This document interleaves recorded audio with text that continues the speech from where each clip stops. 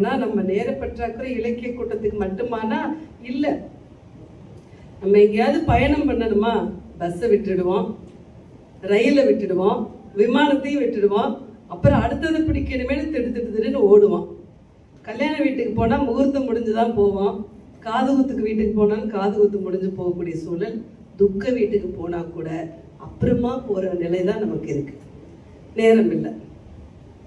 சரி, இதுக்கு மட்டுமா அப்படின்னா, வீட்டில் உறவுக்காரங்களோட பேசுறதுக்கு நேரம் இல்லை, அம்மா கூட பேசுற நேரம் இல்லை, அப்பா கூட நேரம் இல்லை, குழந்தைகளோட நேரம் இல்லை, கணவனோடு மனைவியோடு அப்படியே நமக்கு கேட்ட நேரம் பற்றல.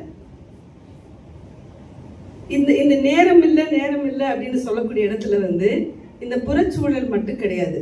நான் எனக்காக புத்தகத்தை எடுத்து படிக்கலான்னு துறக்கலான்னு நினைச்சேன்னு வச்சுக்கோங்க, அப்புறம் அது கொஞ்சம் நேரம் அப்படி வேற கவனத்துக்கு போகும், திசை திரும்பும், அப்புறம் வேற எதுக்கோ போயிட்டு அது எடுத்து வச்சது அப்படி நிற்கும்.